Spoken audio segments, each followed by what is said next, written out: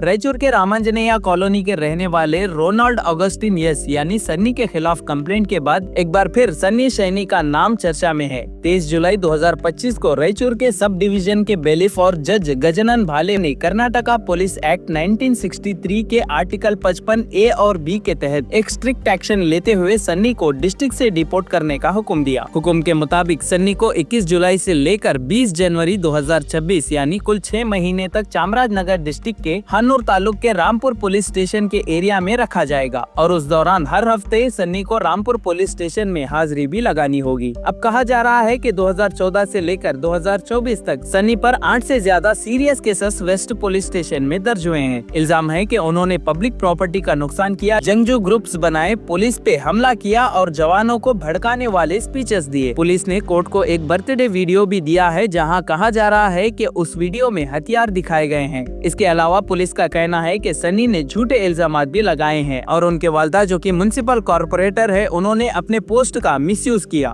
आखिर में कोर्ट ने ये फैसला पब्लिक पीस और लॉ एंड ऑर्डर को मद्देनजर रखकर दिया है। सन्नी के सपोर्टर्स का कहना है कि 2 महीने कबल सन्नी ने एक वीडियो में कुछ सियासी लीडर्स को उनके कामों को लेकर अपना इजहार ख्याल किया था और उस वीडियो के बाद ही ये हुआ है। इसके अलावा ये भी कहा कि ये सब एक पॉलिटिकल यानी सियासी साजिश का हिस्सा है कि जब कोई यूथ अपना ग्रुप बनाता है, थोड़ी आवाज उठाता है या पब्लिक में पॉपुलर होने लगता है तो कुछ लोगों को पब्लिक पीस का बहुत ख्याल आने लगता है। इतना कंसर्न तो तब भी नहीं होता जब सिटी में असली गुंडे घूम रहे होते हैं। लेकिन सनी से क्या पूरा रायचूर इतना डरने लग गया था? ये सब एक सियासी साजिश का हिस्सा है। बहरहाल पुलिस डिपार्टमेंट ने रिकमेंडेशन दी, कोर्ट ने ऑर्डर पास किया, सब कुछ सिस्टम के हिसाब से हुआ। अब रायचूर की आवाम भी अब ये उम्मीद कर रही है कि पुलिस डिपार्टमेंट अपनी यही तूफानी तेजी अब उन असली मुजरिमों पर भी दिखाएगी जो सालों से सिस्टम का मजाक लगाकर सिस्टम से खेल रहे हैं। हमें पूरा यकीन है कि ये एक्शन सब पे बराबर चलेगा, किसी न किसी दिन जरूर चलेगा। तो दोस्तों इस पूरे मामले को लेकर अपनी राय कमेंट सेक्शन में जरूर देते जाइए।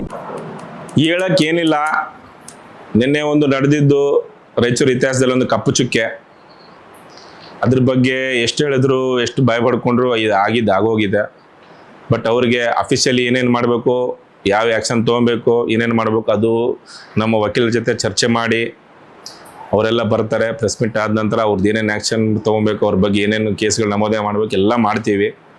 ಅದು ಒಂದು ಕಡೆ ಆಗಿದ್ರೆ ನಮ್ಗೆ ಏನು ಬೇಜಾರು ಅಂದರೆ ಬಡವರ ಪರವಾಗಿ ನಿಂತು ಕೇಳೋ ಅವರು ಭಾಳ ಕಡಿಮೆ ಆಗಿಬಿಟ್ಟಿದ್ದಾರೆ. ಯಾರೂ ಬರಲಿಲ್ಲ. ಅಷ್ಟು ದೊಡ್ಡ ಇನ್ಸಿಡೆಂಟ್ ಆದ್ರೂ ಒಬ್ಬರು ಬರಲಿಲ್ಲ. ಎಲ್ಲ ಅಡ್ಜಸ್ಟ್ಮೆಂಟ್ ರಾಜಕೀಯ, ಏನು ಮಾಡೋಕ್ಕೆ ಆಗ್ತಾ ಇಲ್ಲ. ಎಲ್ಲ ಒಬ್ಬರು ಇದ್ರ ಮೇಲೇ ನಡೀತಾ ಇದೆ. ಅದ್ರ ಬಗ್ಗೆ ಭಾಳ ಭಾಳ ಭಾಳ ಬೇಜಾರಿದೆ ನಮಗೆ. ಯಾಕಂದರೆ ಯಾರಾದ್ರೂ ಎಲ್ಲಾದ್ರೂ ಆಗಲಿ ಕ್ವಶನ್ ಮಾಡೋರಿದ್ರೆ ಸಾಕು, ಅವ್ರ ಬಗ್ಗೆ ನೆಕ್ಸ್ಟ್ ಏನು ಮಾಡ್ಬೇಕನ್ನೋ ಯೋಚನೆ ಮಾಡೋರು ಬಿಟ್ಟರೆ ಯಾಕೆ ಕ್ವಶನ್ ಮಾಡ್ತಾರೆ, ಏನು ಎದ್ರ ಬಗ್ಗೆ ನಿಂತಿದ್ದಾರೆ ಅವರು ಅನ್ನೋರು ಇಲ್ಲ. ಒಂದು ಎಲ್ಲ ನಡೀತಾ ಇರೋದು ಒಬ್ಬ ವ್ಯಕ್ತಿಯ ಮೇಲೆ. ಒಂದೇ ಒಂದು ವ್ಯಕ್ತಿ ಪೂರಾ ಪಾಳೆಗಾರ ಅನ್ಕೊಂಡ್ಬಿಟ್ಟಿದ್ರು ರಾಯಚೂರಿಗೆ, ಅವ್ರ ಮೇಲೇನೇ ನಡೀತಾ ಇದೆ ಎಲ್ಲ.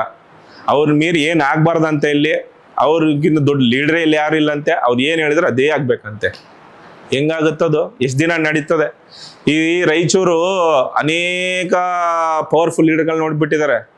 ನೀವೇನು ಇವಾಗ ಬಂದು ಏನು ಮಾಡಬೇಕಾಗಿಲ್ಲ. ಎಷ್ಟೋ ನಿಮ್ಮಂಥವ್ರು ಎಷ್ಟೋ ಜನ ಬಂದು ಎಷ್ಟೋ ಮೇರ್ದವರು ಇವಾಗ ಯಾವ ರೀತಿಯಲ್ಲಿದ್ದಾರೆ ಇತಿಹಾಸ ಇದೆ. ಅದ್ರ ಬಗ್ಗೆ ನಾನು ಏನು ಹೇಳಕ್ಕೆ ಹೋಗಲ್ಲ. ಇದೇ ಇವತ್ತು ನಮ್ಮ ಸಮುದಾಯದವ್ರಿಗೆ ಹಿರಣ್ಯ ಸಾಬನ್ ದೊಡ್ಡ ಲೀಡರ್ ಇದ್ರು. ಅವ್ರು ಇವತ್ತಿಗೇನು ಇದ್ದಿದ್ದಿದ್ರೆ ಇವ್ರು ಯಾರಿದಾರಲ್ಲ ಇವಾಗ ಏನು ದೊಡ್ಡದಾಗಿ ಬಂದು ಮೆರಿತಾ ಇದಾರಲ್ಲ, ಒಳಗೂ ಬರ್ತಾ ಇಲ್ಲ ರಾಯಚೂರು ಒಳಗಡೆ. ಇವತ್ತು ಅವ್ರನ್ನ ನಾವು ಭಾಳ ಮಿಸ್ ಮಾಡ್ಕೊತಾ ಇದ್ದೀವಿ ನಾವು ಇವತ್ತು. ಯಾಕಂದರೆ ಆ ಒಬ್ಬ ವ್ಯಕ್ತಿ ಯಾರಾದರೂ ಏನಾದಾಗಲಿ ಬಡವ್ರ ಪರವಾಗಿ ನಿಂತಿರೋ ವ್ಯಕ್ತಿ ಅವ್ರಿದ್ದಾಗ ಇವೆಲ್ಲ ಬಾಲ ಮುದುರ್ಕೊಂಡು ಎಲ್ಲೋ ಬಿದ್ದಿರೋರು ಇವತ್ತು ಯಾರಿಲ್ಲ ಅನ್ಕೊಂಡ್ಬಿಟ್ಟು ರಾಯಚೂರು ಏನೋ ಅವ್ರಪ್ಪನ ಜಾಗಿರ್ ಅನ್ನೋ ಥರ ಆಳ್ತಾ ಇದ್ದಾರೆ.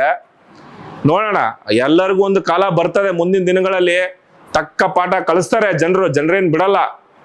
ಮತ್ತು ಇನ್ನೊಂದು ಹೇಳ್ತೀನಿ ನೋಡ್ರಿ, ನಮ್ಮ ಮೈನಾರಿಟಿ ಸಹೋದರರಿಗೆ, ನೀವು ಸರ್ ನಿಮಗೆ ಒಂದು ಡೆಡಿಕೇಶನು, ನಿಮ್ದೊಂದು ಯೂನಿಟಿ ಎಲ್ಲದರಲ್ಲಿದೆ. ಬಟ್ ಒಂದೇ ಒಂದು ಹೇಳ್ತೀನಿ, ಎಚ್ಚೆತ್ಕೊಳ್ಳಿ, ಇವರು ನೀ ಇದ್ದಾಗಲೇ ಯಾವಾಗಲೂ ಹಿಂಗೆ ಇರೋರಲ್ಲ.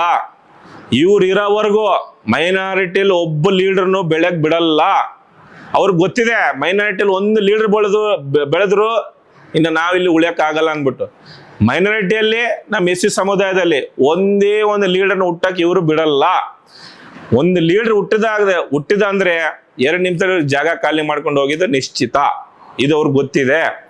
ಇವತ್ತು ಇವರಿಂದಾನೆ ಎಲ್ಲ ಮನೆಗಳು 2 ಪಾರ್ಟಿ, ಅಪ್ಪ ಒಂದು ಕಡೆ, ಮಗ ಒಂದು ಕಡೆ, ಹಳೆ ಒಂದು ಕಡೆ, ಮಾವ ಒಂದು ಕಡೆ, ತಮ್ಮ ಒಂದು ಕಡೆ, ಅಣ್ಣ ಒಂದು ಕಡೆ, ಎಲ್ಲ ಮನೆಯಲ್ಲಿ ಹಾಳು ಮಾಡಿ ಇಟ್ಬಿಟ್ಟಿದ್ದಾರೆ ರಾಯಚೂರೆಲ್ಲ. ಯಾರು ಹೇಳೋರಿಲ್ಲ, ಕೇಳೋರಿಲ್ಲ. ಏನ್ ಸರ್ ಇವತ್ತು ಅವ್ರಿಗೇನು ಜಾಸ್ತಿ ಹಣ ಇರ್ಬೋದು, ಇನ್ಫ್ಲುಯೆನ್ಸ್ ಇರ್ಬೋದು, ಬಟ್ ಹಿಂಗೆ ಯಾವಾಗ್ಲೂ ಹಿಂಗೆ ಇರ್ತದ? ಇಳಿಯಲ್ವಾ?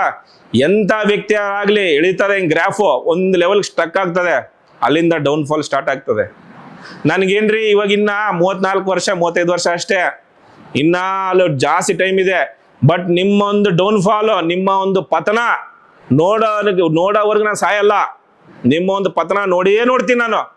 ರಾಯಚೂರವ್ರು ಎಂತೆಂಥ ಲೀಡರ್ ನೋಡಿದ್ದಾರೆ ಎಲ್ಲರನ್ನು, ಯಾರು ಯಾವ ಟೈಮ್ಗೆ ಏನೇನು ಮಾಡ್ಬೇಕು ರಾಯಚೂರವ್ರು ಚೆನ್ನಾಗಿ ಗೊತ್ತಿದೆ. ನಿಮ್ದು ಟೈಮ್ ಬರ್ತದೆ, ಕಾಯ್ತಾ ಇರಿ. ಬೀಳ್ತೀರಾ, ಬಿದ್ದೇ ಬೀಳ್ತೀರಾ. ಇವತ್ತು ಮೆರೀರಿ, ಎಷ್ಟು ಮೆರಿತೀರಿ ಮೆರೀರಿ.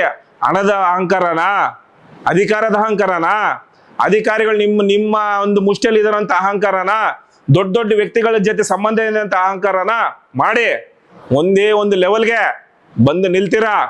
ಅಲ್ಲಿಂದ ನಿಮ್ಮ ಡೌನ್ಫಾಲ್ ಸ್ಟಾರ್ಟ್ ಆಗುತ್ತೆ. ಅದೊಂದು ಗಳಿಗೆಗೋಸ್ಕರ ಎಷ್ಟು ಜನ ಕಾಯ್ತಾ ಇದ್ದಾರೋ ನನಗೂ ಗೊತ್ತದು. ಅವ್ರಿಗೆ ಅನಿವಾರ್ಯ ರೀ, ಯಾರಿಗೆ ಎದುರು ಹೋಗ್ಬೇಕಂದ್ರೂ ಅನಿವಾರ್ಯ.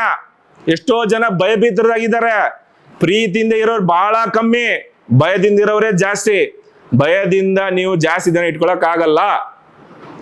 ಏನಾದ್ರೆ ಅವ್ರ ವಿರುದ್ಧ ಹೋದ್ರೆ ಏನ್ ಮಾಡ್ಬಿಡ್ತಾರೋ, ಏನ್ ನಿಲ್ಸ್ಬಿಡ್ತಾರೋ, ಅದೇನ್ ಮಾಡ್ಬಿಡ್ತಾರ ಅನ್ನೋ ಒಂದು ಭಾವನೆಯಲ್ಲೇ ಇದ್ದಾರೆ.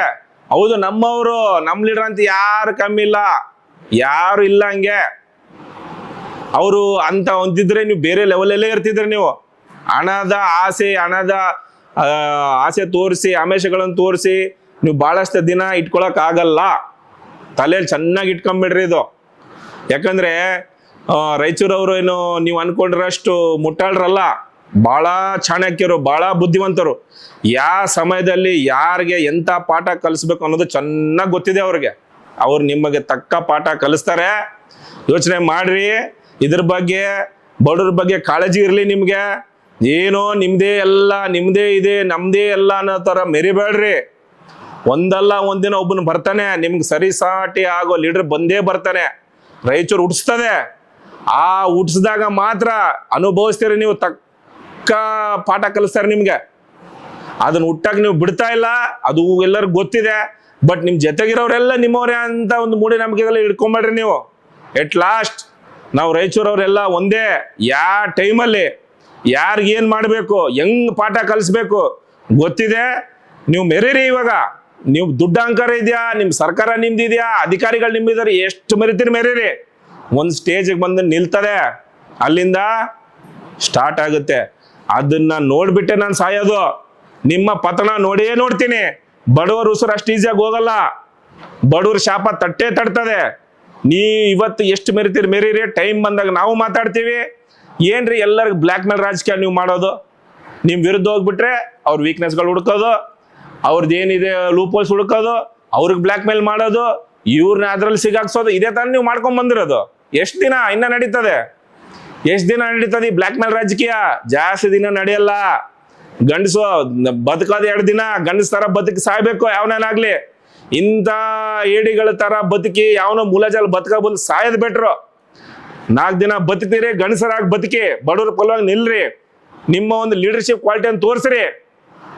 ಅದು ಬಿಟ್ಬಿಟ್ಟು ಯಾರೋ ಮನೆ ಕಾಯ್ಕೊಂಡು, ಯಾರೋ ಗೇಟ್ ಕಾಯ್ಕೊಂಡು, ಯಾವನಿಗೋ ಮೆಚ್ಚುಗೆ ಮಾಡ್ಕೊಂಡು ಬದುಕ ಬಂದು ಸಾಯದ್ ಬಿಟ್ರು.